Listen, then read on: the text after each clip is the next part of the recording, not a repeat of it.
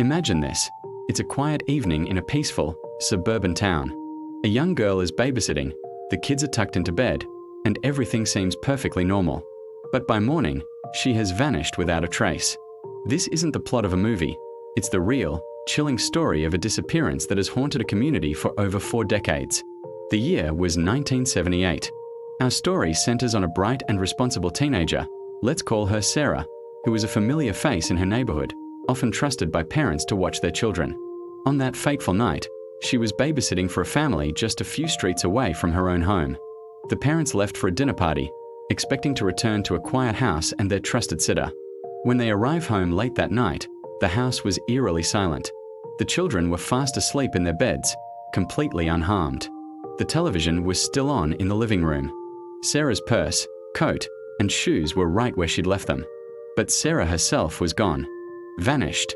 There were no signs of a struggle, no forced entry, nothing to suggest what could have possibly happened.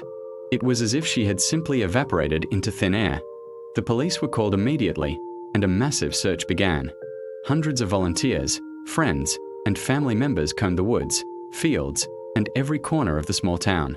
They interviewed everyone, the parent she was babysitting for, her friends, her boyfriend, and anyone who might have seen something, anything. But every lead went cold. Every path led to a dead end. The town was gripped by fear and confusion. How could a girl just disappear from inside a lockhouse? Over the years, theories have swirled. Was it someone she knew?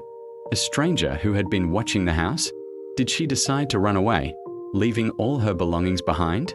The latter seemed highly unlikely. Sarah was described by everyone as happy, dependable, and excited about her future. She had plans for college and a close-knit group of friends.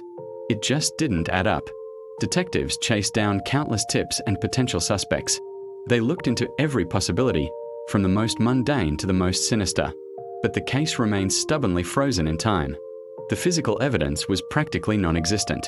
Without a body, a crime scene, or a confession, the investigation stalled, eventually becoming one of the department's most perplexing cold cases. For Sarah's family, the years that followed were an unimaginable nightmare.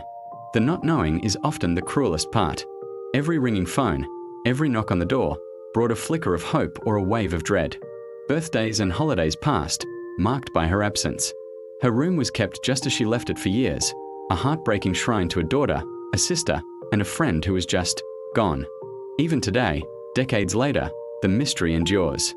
New generations of detectives have reviewed the case files, hoping that fresh eyes or advances in forensic technology might finally reveal a clue that was missed.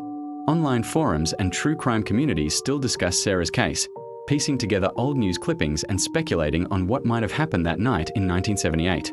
Her story serves as a stark reminder that sometimes, the most terrifying monsters are the unanswered questions. What do you think happened? Could modern technology finally crack this decades-old case? Let me know your thoughts in the comments below. It's stories like these that remind us to hold our loved ones close. Thank you for watching.